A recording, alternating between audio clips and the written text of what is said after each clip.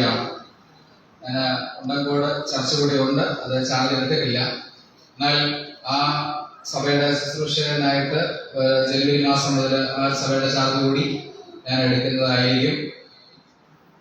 വളരെ യാദൃശ്ചികമായിട്ടാണ് ഇന്ന് വാസ്തവത്തിൽ ഞാൻ നിങ്ങളോടൊപ്പം ആയിരിക്കുന്നത്. കാരണം നമ്മൾ ഈ പറയുമല്ലോ, സ്വപ്നത്തിൽ പോലും നമ്മൾ ചിന്തിക്കാത്ത കാര്യമാണ്. അതുപോലെ ഇന്ന് ഈ സഭാ മധ്യേ നിൽക്കുമെന്ന് ഞാൻ ഒരിക്കലും പ്രതീക്ഷിച്ചതല്ല. എന്നാൽ കഴിഞ്ഞ ചില ദിവസങ്ങൾക്ക് മുൻപ് ഇവിടത്തെ സഭാ ശുശ്രൂഷകൻ എന്നെ വിളിക്കുകയും ഇന്നത്തെ സഭാ ആരാധനയിൽ പാസ്റ്റർക്ക് ഒന്ന് പോയി ശുശ്രൂഷ നടത്താമോ എന്ന് ചോദിച്ചപ്പോൾ വലിയ സന്തോഷത്തോടെയാണ് ഞാൻ അത് സ്വീകരിച്ചത്. എന്നാൽ നെടുമങ്ങാട് സർക്കിളിൽ തന്നെ 2 സഭകൾ തീരുമാനമെടുത്തു. രാവിലെ 8:30 വിശുദ്ധ ശുശ്രൂഷയും ശേഷം ശാബത്ത് സ്കൂൾ ക്രമീകരിക്കാമെന്ന് തീരുമാനിക്കുകയും 9:45 എല്ലാ ശുശ്രൂഷകളും ശാബത്ത് സ്കൂള് അതിനുശേഷം അവർ ക്രമീകരിക്കും. 10 ശുശ്രൂഷയൊക്കെ ക്രമീകരിച്ച് എനിക്ക് വളരെ വേഗം തന്നെ ഇവിടെ എത്തിച്ചേരാനായിട്ട് എനിക്ക് സഹായിച്ചു. ഞാൻ ഈ കാരക്കോണ സർക്കിൾ എനിക്ക് എല്ലാ സ്ഥലങ്ങളും വലിയ പരിചയമുള്ള സ്ഥലങ്ങളല്ല, ഇങ്ങനെ പഠിച്ചു വരുന്നതേ ഉള്ളൂ. അപ്പൊ അതിന്റെ ചില ബുദ്ധിമുട്ടുകളുണ്ടെങ്കിലും സ്വർഗത്തിലെ ദൈവം ഇന്ന് നിങ്ങളോടൊപ്പം ആയിരിക്കുവാൻ ദൈവം എന്നെ സഹായിച്ചതിനെ ഓർത്ത് നന്ദിയോടെ സ്തുതിക്കുന്നു. ദൈവം നമ്മെ ധാരാളമായിട്ട് പാടുന്ന ഒരു വേറെ ശൈലിയാണ്. എന്നാൽ ഇവിടെ അത് മറ്റൊരു ശൈലി കേട്ടപ്പോ കുറെ കൂടെ സന്തോഷം. അതില് സ്തോത്രയാഗം എന്ന് അർപ്പിച്ചിരുന്ന ദിനംപ്രതി നാം ദൈവത്തോടുള്ളതായ സ്തോത്രയാഗം അർപ്പിക്കുന്ന അനുഭവത്തെ കുറിച്ചാണ് ആ ഭാഗങ്ങൾ കാണുന്നത്. കുഞ്ഞുങ്ങളെ ദൈവം ധാരാളമായിട്ട് അനുഗ്രഹിക്കും. ഇതുപോലെ ധാരാളം പാട്ടുകൾ നാം പാഠപുസ്തകത്തിൽ നിന്ന് പാടുകയും ആ പാട്ടുകളെ കുറിച്ച് അർത്ഥം മനസ്സിലാക്കി പാടുകയൊക്കെ നമ്മൾ ചെയ്യുന്നതായിട്ട് കാണാൻ തക്കോണം സാധിക്കും. എന്നാൽ 1915 2028 അവിടെ ഒരു കൃഷി സ്ഥലത്തേക്ക് കടന്നുപോയി, അതായത് കാരമലയിൽ എന്ന് പറയുന്ന സ്ഥലത്തേക്ക് കടന്നുപോയി കൃഷി നടത്തുകയും എന്നാൽ അതിനെ തുടർന്ന് ഒരു നാടകക്കാരനും കൂടിയായിരുന്നു. വളരെ മനോഹരമായിട്ട് നാടകവേദികളിൽ അഭിനയിക്കുകയൊക്കെ ചെയ്തതായ ഒരു വ്യക്തി. 1936 അദ്ദേഹത്തിന്റെ വിവാഹം കഴിഞ്ഞു. 1936 അദ്ദേഹം പെരുന്നാട്ടി എന്ന് പറയുന്ന സ്ഥലത്ത് നിന്ന് ഒരു കൺവെൻഷൻ, ആ കൺവെൻഷനെ മുടക്കാൻ വേണ്ടി കടന്നുപോയതായ ഒരു വ്യക്തി. അങ്ങനെ ഒരു കൂട്ടം കൺവെൻഷൻ അവിടെ വേണ്ട എന്ന് പറഞ്ഞ് ആ കൺവെൻഷൻ അത് സ്റ്റോപ്പ് ചെയ്യാനായിട്ട് കടന്നുപോയതായ ഒരു വ്യക്തി. എന്നാൽ അവിടുത്തെ പ്രസംഗം കേട്ട് മാനസാന്തരത്തിന്റെ അനുഭവത്തിലേക്ക് വരികയും 1936 നവംബർ മാസത്തിൽ ക്രിസ്തുവിനെ സ്വന്തം രക്ഷിതാവായി സ്വീകരിച്ച് അദ്ദേഹം ചെമ്മനപ്പള്ളി പറയുന്ന ആദ്യ ബൈബിൾ സ്കൂള് അദ്ദേഹം സ്ഥാപിക്കുകയും ചെയ്തു. അദ്ദേഹം ചവറം പ്ലാവിൽ ആരംഭിച്ചതായ ആ സുവിശേഷ പ്രവർത്തനം ഇന്ന് ലോകമെമ്പാടും അറിയപ്പെടുന്നതായ കരിയംപ്ലാവ് കൺവെൻഷൻ എന്ന് പറയുന്ന ഒരു കൺവെൻഷൻ ഉണ്ട്. നിങ്ങൾ കേട്ടിട്ടുണ്ടോ എന്നറിയില്ല. 8 മക്കളും ഒന്നിനു പിറകെ ഒന്നായിട്ട് ഇങ്ങനെ മരണപ്പെട്ടു പോയപ്പോ ആ സമയത്ത് അദ്ദേഹം രചിച്ചതായ ഒരു പാട്ടാണ് എൻ പ്രിയനെ പോൽ സുന്ദരനായി ഗാരി ഞാൻ കാണുന്നില്ല. അതുപോലെ തന്നെ കാന്തനെ കാണുവാൻ ആശയേണ്ടിടുന്നു എന്നുള്ളൊരു ഗാനം. അതുപോലെ തന്നെ യേശു മഹോന്നതനെ എന്ന് പറയുന്ന ഒരു പാട്ട്. ഈ ഗാനങ്ങൾ അതുപോലെ തന്നെ ഏകദേശം 350 ഗാനങ്ങൾ അദ്ദേഹം ആലപിക്കുകയും ക്രൈസ്തവ ലോകത്തിന് സമ്മാനിച്ചതായ വ്യക്തിയുടെ പേരാണ് പാസ്റ്റർ C.S. മാത്യു എന്ന് പറയുന്ന പ്രിയ കർത്താസ്. ഞാനിത് പറയാൻ കാരണം നമ്മൾ ഗാനങ്ങളൊക്കെ ആലപിക്കുമ്പോൾ ആ പാട്ടുകളൊക്കെ വന്ന വഴി ഇപ്രകാരമാണ് ക്രൈസ്തവ ലോകത്തിന് സമാനമായി നൽകിയതിനെ കുറിച്ച് നാം ചിന്തിക്കേണ്ടത് ആവശ്യമാണ്. അല്പസമയ ചിന്തയ്ക്കായി ദൈവത്തിന്റെ വേദഭാഗത്ത് നിന്ന് നമുക്ക് ചിന്തിച്ച് പ്രാർത്ഥനയോടുകൂടി കാര്യമായിട്ട് കടന്നു പോകാം. സാക്ഷിയെ ഉളവാക്കത്തക്ക രീതിയിൽ എന്ത് ചെയ്യണം? നമ്മുടെ സാക്ഷ്യങ്ങളെ ജനത്തിന്റെ മുമ്പേ നാം അവതരിപ്പിക്കുക. നോക്കുക, ഒരു വേർപാട് ജീവിതം നമ്മുടെ അനുഭവത്തിൽ ഉണ്ടാകാമെന്ന് സ്വർഗ്ഗത്തിലെ ദൈവം നമ്മെ കുറിച്ച് ആഗ്രഹിക്കും. അതിനെക്കുറിച്ച് അല്പമായി ചിന്തിച്ച് 2 പ്രധാനപ്പെട്ട വ്യക്തികളുടെ അനുഭവത്തിലൂടെ കടന്നുപോയി വേദപുസ്തകത്തിൽ നിന്ന് ഞാൻ ഇരിക്കാൻ ആഗ്രഹിക്കുകയാണ്. നിങ്ങൾ വളരെ വേഗം വേദപുസ്തകം എടുത്ത് വായിച്ചു തന്നാൽ നമുക്ക് വളരെ വേഗം ഈ നിർത്താനായിട്ട് സാധിക്കും. 2 കൊരിന്ത്യരുടെ ലേഖനം 6-ാം അധ്യായം അതിന്റെ 14-ാമത്തെ വാക്യം, തമ്മിൽ എന്തോ ഒരു പൊരുത്തം മതി. ഇവിടെ നാം വായിച്ചു കേട്ടതായ വേദഭാഗം പറയുന്നത്, നിങ്ങൾ ഇണയില്ല പിണ കൂടരുത്. 2024 പ്രാരംഭം മുതൽ നാം ഈ സമയം വരെയും കേട്ടുകൊണ്ടിരിക്കുന്നതായ തിരുവചന സത്യങ്ങൾ നമ്മെ ഇങ്ങനെ പഠിപ്പിച്ചുകൊണ്ടിരിക്കുന്നത് എന്താണെന്ന് ചോദിച്ചു കഴിഞ്ഞാൽ, ദൈവം സമൂഹത്തിൽ നിന്ന് പിടിച്ച് മാറ്റി നിർത്തിയിരിക്കുന്ന ഒരു കൂട്ടമായിരിക്കുന്ന സപ്തദിന പുനരാഗമന കാംക്ഷികൾ എന്ന് പറയപ്പെടുന്നത് ആഗ്രഹിച്ചു എന്ന് ചോദിച്ചാൽ ഈ വാക്യം പറയുകയാണ്, ഇരുളിനും വെളിച്ചത്തിനും തമ്മിൽ യാതൊരു ചേർച്ചയും ഇല്ല. എന്നാൽ ഇന്ന് ക്രൈസ്തവ സമൂഹത്തിനകത്തേക്ക് കടന്നു വരുന്നതായ അനാചാരങ്ങളും ദുർമന്ത്രവാദങ്ങളും അനാവശ്യമായിരിക്കുന്നതായ പ്രവർത്തനങ്ങൾ കൊണ്ട് സഭയെ അശുദ്ധീകരിച്ചുകൊണ്ടിരിക്കുന്ന ഈ കാലഘട്ടങ്ങളിൽ ദൈവത്തിന്റെ വചനം നമ്മൾ ഓർമ്മിപ്പിക്കുകയാണ്, നിങ്ങൾ ഇനിയും ഇണയില്ലാത്ത കൂടുവാൻ തക്കവണ്ണം പാടില്ല. വിവാഹത്തിന്റെ സമാധാനം ഉണ്ടാകട്ടെ. നമ്മുടെ കർത്താവായ യേശു ക്രിസ്തുവിൽ നിന്ന് നിങ്ങൾക്ക് സമാധാനം ഉണ്ടാകട്ടെ എന്ന് പറയണമെങ്കിൽ സമാധാനമുള്ളവരെന്ന് കൈവയ്ക്കുക. സമാധാനമുണ്ടോ? കുടുംബത്തിൽ സമാധാനം, ഭാര്യ ഭർത്തൃ ബന്ധത്തിൽ സമാധാനം, അമ്മയപ്പന്മാരും മക്കളും തമ്മിലുള്ള ബന്ധത്തിൽ സമാധാനം, സഭയുടെ ശുശ്രൂഷകരും വിശ്വാസികളും തമ്മിലുള്ള ബന്ധത്തിലെ സമാധാനം, പാഠം പഠിപ്പിക്കുന്ന അധ്യാപകനും. സങ്കീർത്തനങ്ങളുടെ പുസ്തകം 4-ാം അധ്യായം അതിന്റെ 3-ാമത്തെ വാക്യം വായിക്കുമ്പോൾ തന്റെ ഭക്തനെ കുറിച്ച് ദൈവം അവിടെ ഒരു ഭാഗം പറയുന്നത്, ദൈവത്തിന്റെ സന്നിധിയിൽ ഭക്തനായിരിക്കുന്നതായ വ്യക്തിയെ കുറിച്ച് പറയുന്നത് ഒരു ഭാഗം നമുക്ക് വായിക്കാം. യഹോവ ഭക്തനെ മതി. ഞാൻ തുടക്കത്തിൽ പറഞ്ഞു, സമൂഹത്തിൽ നീ എന്തുകൊണ്ട് വേർപെട്ട് നിൽക്കണം? നീ ദൈവത്തിന്റെ ഭക്തനായിരിക്കുന്നത് കൊണ്ടാണ്.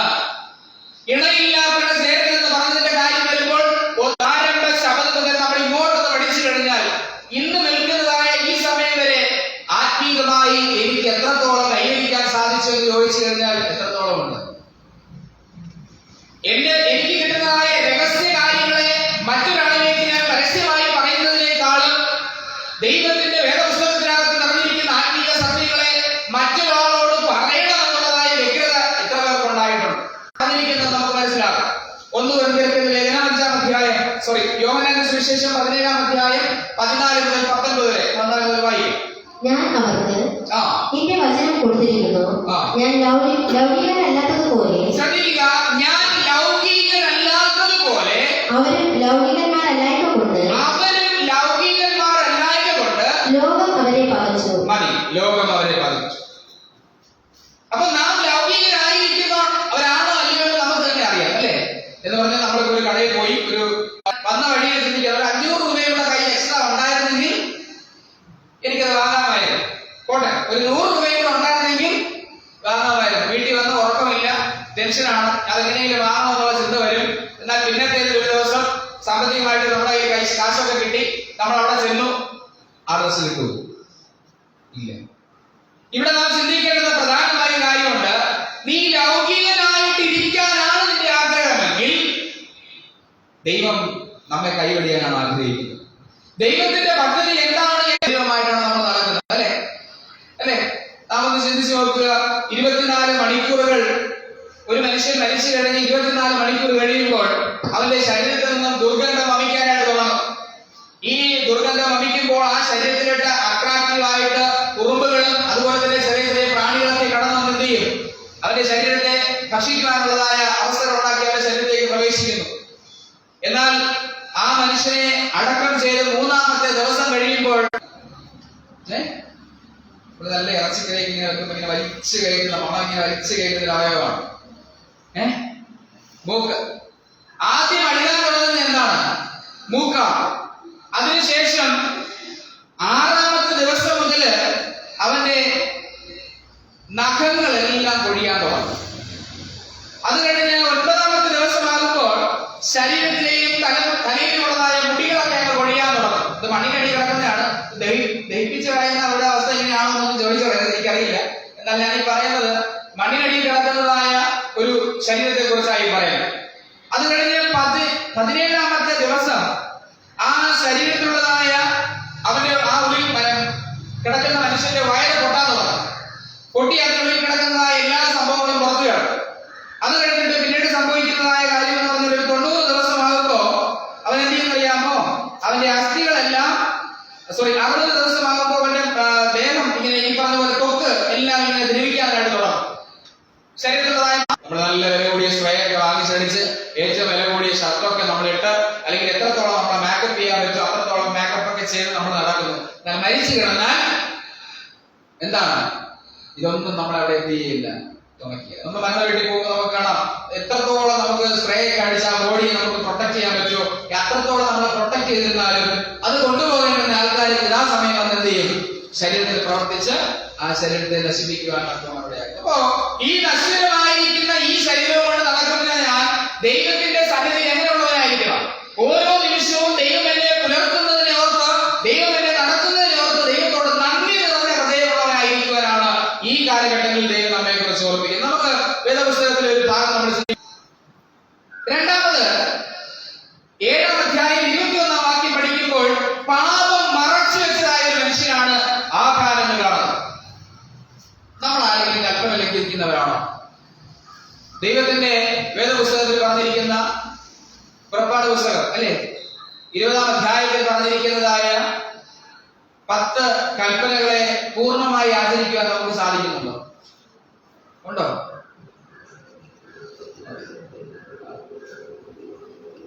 1 മുതൽ 3 വരെയൊക്കെ വല്ലവരെ അഡ്ജസ്റ്റ് ചെയ്ത് നമ്മൾ എന്ത് ചെയ്യും, നോക്കും. പിന്നെ താഴോട്ട് വരുമ്പോഴാണ് പ്രശ്നം. ദൈവത്തിന്റെ വചനം പറയുന്നത് ഒന്നിൽ തെറ്റിയാൽ ഈ സകലത്തിൽ എന്താണ് കുറ്റക്കാരൻ. ഞാൻ പറയുന്നത് ഞാൻ ശബദം അനുസരിക്കുന്നുണ്ട്, ഞാൻ വിഗ്രഹത്തെ ആരാധിക്കുന്നില്ല, ദൈവനാമം ഉദാഹരിക്കുന്നില്ല, അതുപോലെ തന്നെ ഞാൻ താഴെ പറയുന്ന എല്ലാ കൽപ്പനകളും അനുസരിക്കുന്നുണ്ട്, പക്ഷെ എന്റെ അമ്മയപ്പന്മാരെ ഞാൻ എന്ത് ചെയ്യുന്നില്ല. തീർന്നോ? അപ്പനെയും അമ്മയെ അനുസരിക്കാത്തവൻ ന്യായപ്രമാണം അനുസരിക്കുന്നു പറഞ്ഞ കാര്യമുണ്ടോ? ന്യായപ്രമാണത്തിൽ എഴുതിയിരിക്കുന്നതായ ശബദം കൃത്യമായിട്ട് ഞാൻ പാലിക്കുന്നുണ്ട്, ബാക്കി 9 പോയാൽ ഒന്നിൽ തെറ്റിയാൽ ഞാൻ എന്താണ് സകലത്തിൽ. നമ്മുടെ ഭോഗേച്ഛകളെ ദിനം പ്രതി നമ്മൾ എന്ത് ചെയ്തുകൊണ്ടിരിക്കുകയാണ്, ഇങ്ങനെ വളർത്തിക്കൊണ്ടേയിരിക്കുകയാണ്. മനുഷ്യന്റെ ആഗ്രഹങ്ങൾ എന്ന് പറയുന്നത് ഒരിക്കലും നിൽക്കുന്നതായ ഒന്നല്ല. അവന്റെ ആഗ്രഹങ്ങൾ എപ്പോഴും അവനെ ഇങ്ങനെ മറ്റൊന്നിലേക്ക് ആകർഷണാക്കിക്കൊണ്ടേയിരിക്കുകയാണ്. എന്നാൽ ദൈവത്തിന്റെ വേദപുസ്തകം പഠിക്കുന്നതിൽ എത്ര പേരാണ് അതിലോട്ട് അട്രാക്റ്റീവായിട്ട് ആകർഷകരായിട്ടിരിക്കാൻ തക്കവണ്ണം താല്പര്യപ്പെടുന്നത്? നാം ചിന്തിക്കുക, ഇന്നത്തെ തലമുറ വളരെയധികം ദോഷമുള്ളതും കോട്ടമുള്ളതും ആയ തലമുറയുടെ മധ്യ നാം ജീവിക്കുമ്പോൾ ഒരു കാലഘട്ടത്തിൽ ഇവിടെയൊക്കെ പ്രായമുള്ളവരൊക്കെ ഉള്ളവർക്ക് അറിയാമല്ലോ, ഒരു കാലഘട്ടങ്ങളിൽ മുൻപ് വരെ നമ്മുടെ കുടുംബങ്ങളിൽ നാം ചെന്നു കഴിഞ്ഞാൽ നമ്മുടെ മാതാപിതാക്കന്മാരുള്ള ഭവനങ്ങളിൽ അപ്പൻ വരാന്തയിൽ അവരുടെ ചാരികസ്ഥയിൽ ഇരിക്കുന്ന അപ്പൻ ഉണ്ടെങ്കിൽ വീടിനകത്തുള്ളതായ മക്കളുടെ ശബ്ദം പുറത്തോട്ട് അല്ല. ബഹുമാനം, കുടുംബത്തിന്റെ നാഥനെ ആ കുടുംബത്തിന്റെ ഭാര്യ ബഹുമാനിക്കുമ്പോൾ മക്കൾ അതുകൊണ്ട് ബഹുമാനിക്കുന്നു. നാം അത് ചിന്തിക്കുക, ഭർത്താക്കന്മാരെ ഭാര്യമാരെ ബഹുമാനിക്കുന്നത് കണ്ടാണ് മക്കൾ അമ്മയപ്പന്മാരെ ബഹുമാനിക്കുന്നത്. അപ്പനെ മാത്രം ബഹുമാനിക്കണമെന്നല്ല ഞാൻ ഈ പറയുന്നത്. അമ്മയെയും അപ്പൻ അതേ റെസ്പെക്റ്റോടുകൂടി തിരിച്ചു കാണുകയാണെങ്കിൽ അമ്മയ്ക്ക് കൊടുക്കേണ്ടുന്ന ബഹുമാനവും സ്നേഹവും മക്കൾ എന്ത് ചെയ്യും, കൊടുക്കും. അതല്ല എനിക്ക് എന്നെ മാത്രം ബഹുമാനിച്ചാൽ മതി, എന്നെ മാത്രം അനുസരിച്ചാൽ മതി എന്ന് പറഞ്ഞു കഴിഞ്ഞാൽ ആരെങ്കിലും കേൾക്കൂ? അപ്പൊ നാം ചിന്തിക്കുക, ഇവിടെ ദ്രവ്യാഗ്രഹത്തിന് അടിമപ്പെട്ടു പോകുന്നതായ ജീവിതം. വണ്ടി ഓടിച്ചു പോയി, എതിരെ വന്ന വാഹനം ഇടിക്കേണ്ടുന്ന സാഹചര്യത്തിൽ ഒഴിഞ്ഞുപോയി, ഇതൊക്കെ പോരെ? ഇനി എന്താണ് നമുക്ക് വേണ്ടത്? നിങ്ങൾക്ക് ഉള്ളത് മതി എന്ന് വെപ്പിനാണ് എന്നാണ് ദൈവത്തിന്റെ വചനം നമ്മോട് പറയുന്നത്. ഉള്ളത് കൊണ്ട് നിങ്ങൾ എന്ത് ചെയ്യുക, ദൈവത്തിന്റെ സന്നിധിയിൽ തൃപ്തരായിരിക്കണമെന്ന് ദൈവം നമ്മെ കുറിച്ച് ആഗ്രഹിക്കുകയാണ്. അതുകൊണ്ട് നമ്മൾ സമർപ്പിക്കുന്നുണ്ടോ? നമ്മള് ദൈനംദിന ജീവിതത്തിൽ എപ്പോഴും നമ്മൾ പ്രാർത്ഥിക്കുന്നവരാണ് അല്ലെ? ഓരോ സമയവും നമ്മൾ ദൈവത്തോട് പ്രാർത്ഥിക്കുകയും ദൈവത്തോട് ആലോചന ചോദിച്ച് നമ്മുടെ ഭവനത്തിലെ കാര്യങ്ങളെ ക്രമപ്പെടുത്തുകയും ചെയ്യുന്നവരാണ് നാം എല്ലാവരും. എന്നാൽ നമ്മുടെ ജീവിതത്തിൽ കുറവുകളുണ്ടോ നമ്മൾ ചിന്തിക്കുന്നുണ്ടോ? ഉണ്ടോ? കുറവുണ്ടോ എന്ന് ചോദിച്ചാൽ ഇല്ല. കൂടുതലുണ്ടോ എന്ന് ചോദിച്ചാലോ ഉണ്ടോ? ഇല്ല, അതും ഇല്ല. ശരി, ഞാൻ ശുശ്രൂഷയുടെ ബന്ധത്തിൽ നിൽക്കുന്ന വ്യക്തിയൊക്കെയാണ്.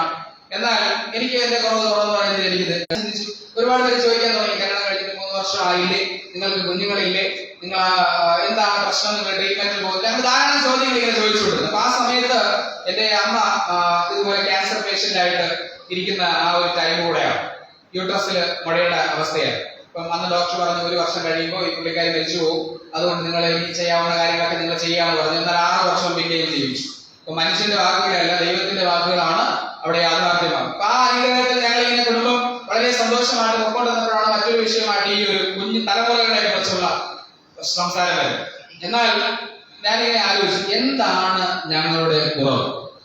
ഞങ്ങൾ പള്ളിയിൽ പോകുന്നതിന് ഇല്ല, കണക്കില്ല, വിസിറ്റിങ്ങിന് പോകാം. ട്രീറ്റ്മെന്റിനൊക്കെ പോയപ്പോൾ അവർ പറഞ്ഞു നിങ്ങൾക്ക് കുഞ്ഞുങ്ങളൊന്നും ഉണ്ടാകുകയില്ല, ഭാര്യ വളരെ വീക്കായിട്ടുള്ള ഒരാളാണ്, അതുകൊണ്ട് കുഞ്ഞുങ്ങളൊന്നും കിട്ടുകയില്ല, ആകെ 40% മാത്രമേ ട്രീറ്റ്മെന്റ് ചെയ്താലും ചാൻസ് ഉള്ളൂ, നിങ്ങൾ പോയിട്ട് 1 മാസം കഴിഞ്ഞ് വരാൻ പറഞ്ഞു. ഞങ്ങൾ വളരെ വിഷമത്തോടു കൂടിയാണ് ഞങ്ങൾ വീട്ടിൽ വന്നു. എന്നാൽ ആ ദിവസം മുതൽ എവിടെ പോയാലും 7 മണിയാകുമ്പോൾ ഞങ്ങൾ വീട്ടിൽ വരും. വന്നിരുന്ന് ഞങ്ങൾ പ്രാർത്ഥിക്കാൻ തുടങ്ങും. കുറവുകളെ നികത്തുമ്പോ അനുഗ്രഹങ്ങളെ നൽകുന്ന ദൈവമെന്ന് ഞാൻ അന്ന് മുതൽ ഞാൻ വിശ്വസിക്കാൻ തുടങ്ങി. ആ സമയത്ത് ഞങ്ങള് എന്റെ വൈഫ് ഇതുപോലെ ഹോസ്പിറ്റലിൽ പോയി മെഡിക്കൽ സ്റ്റോറിൽ പോയിട്ട് പ്രഗ്നൻസി ടെസ്റ്റ് ചെയ്ത സംഭവം വായിച്ചുകൊണ്ട് വന്നു. ടെസ്റ്റ് ചെയ്തപ്പോഴത്തേന് പോസിറ്റീവ് ആയിട്ട് കാണിച്ചു. ഞങ്ങൾ ഹോസ്പിറ്റലിൽ വിളിച്ചു. അവർ പറഞ്ഞു ഇവിടെ വന്നിട്ട് ഒന്നുകൂടെ ടെസ്റ്റ് ചെയ്യണം. ഞങ്ങൾ അവിടെ ചെന്നു. പ്രതീക്ഷിക്കാത്തതായ അനുഭവങ്ങളെ നൽകുന്നതായ ദൈവം വളരെ എന്ത് പറയണം, എങ്ങനെ ചെയ്യണമെന്ന് എനിക്കറിയില്ല. ഞാൻ കുറച്ച് നോക്കിയപ്പോ ബൈബിൾ ഇതുവരെ കരഞ്ഞുകൊണ്ട് പുറത്തിറങ്ങി വന്ന് നിൽക്കുകയാണ്. ഞങ്ങൾക്ക് എങ്ങനെ എന്ത് പറയണമെന്ന് അറിയില്ല. ആ സമയത്ത് ഒരുപാട് ആൾക്കാർ ഞങ്ങളെ വിളിച്ചു പറഞ്ഞു. ഞങ്ങൾ അധികം പബ്ലിസിറ്റി ഒന്നും ചെയ്തില്ല, കാരണം പിന്നെ ഒരുപാട് നെഗറ്റീവ് കമന്റുകൾ വരുള്ളൂ. അതുകൊണ്ട് ബന്ധുക്കളോട് പോലും ഞങ്ങൾ പറഞ്ഞില്ല. എന്നാൽ അറിഞ്ഞതായ ചില ആൾക്കാർ പറഞ്ഞാൽ ചിലപ്പോ 2 കുഞ്ഞുങ്ങളൊക്കെ പോകാം, 3 പേരും പോകാം, ചിലപ്പോ ഒരെണ്ണമൊക്കെ കിട്ടാം എന്നൊക്കെ പറഞ്ഞ് ഞങ്ങളിങ്ങനെ പറഞ്ഞു. ഞങ്ങൾ അതൊന്നും കണക്കെടുത്തില്ല. വീണ്ടും ഞങ്ങളുടെ പ്രാർത്ഥനയെ കണ്ടിന്യൂ ചെയ്തുകൊണ്ടേയിരുന്നു. 4ാമത്തെ മാസം വരെ ആയപ്പോഴത്തേന് പുള്ളിക്കാരി വളരെ മെലിഞ്ഞ ഒരു പെൺകൊച്ചാണ്. അപ്പൊ ശരീരം വളരെ വീക്കായിട്ടിരിക്കുന്ന സമയത്തിന് ഡോക്ടർ പറഞ്ഞു 3 കുഞ്ഞുങ്ങൾക്ക് കിടക്കാനുള്ള സ്പേസ് ഇല്ല, അതുകൊണ്ട് 1 കുഞ്ഞിനെ നിങ്ങൾ വേണ്ട എന്ന് വെക്കണം. എനിക്ക് വിഷയമില്ല.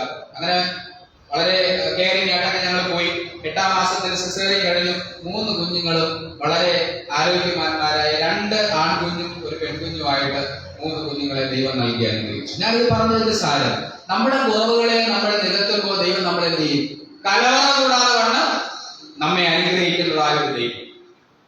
ആ കുഞ്ഞുങ്ങളെ കൊണ്ടുവന്ന് ഞങ്ങൾ ഡോക്ടറെ കാണിച്ചപ്പോ എന്റെ ഇളയ മകനെ ഡോക്ടർ ഇങ്ങനെ തൊട്ടിട്ട് പറഞ്ഞു, ഇവനെയാണ് ഞങ്ങൾ വേണ്ടാന്ന് വെക്കാനായിട്ട് തീരുമാനിച്ചിരുന്നത്. ഇന്ന് കണ്ടു കഴിഞ്ഞാൽ അവനാണ് ഏറ്റവും നല്ല ആരോഗ്യമുള്ള കുട്ടി. അവനെ കണ്ട് അവനാണ് മൂത്ത കൊച്ചെന്ന് തോന്നി. അപ്പോ അത്രയും 6ാം വാക്യത്തിൽ വരുമ്പോൾ ന്യായപ്രമാണ പ്രകാരം ജീവിച്ചതായ മനുഷ്യൻ, അടിമ വീടായ മിസ്രയീമിൻ ദേശത്ത് നിന്ന് കൊണ്ടുവന്നതായ ദൈവമായ ഞാനല്ലാതെ അങ്ങനെ നിനക്ക് എന്ത് ചെയ്യരുത്, ഉണ്ടാകരുത് എന്ന് പറഞ്ഞു തുടങ്ങുന്നതായ ന്യായപ്രമാണത്തിന്റെ അവസാനത്തെ ഭാഗത്ത് നിൽക്കുന്നതായ യാതൊന്നിനെയും എന്ത് ചെയ്യരുത്, മോഹിക്കരുത് എന്ന് പറയുന്നതായ ഭാഗം വരെ അനുസരിക്കുവാനുള്ളതായ ഒരു മനസ്സുണ്ട്. ന്യായപ്രമാണം നമ്മുടെ കയ്യിലുണ്ട് എന്ന് പറയുന്ന ഒരു കാര്യമില്ല, അത് അനുസരിക്കുന്നതിന്റെ കാര്യം. ഇനി യോശുവ ചെയ്തതായ പ്രധാനപ്പെട്ട മറ്റൊരു സംഭവം, 23 നീ കാത്തിരുന്നുവെങ്കിൽ നിനക്ക് യോഗ്യമായതിനെ ദൈവം നിനക്ക് കൊണ്ടുതരും. ആണല്ലേ?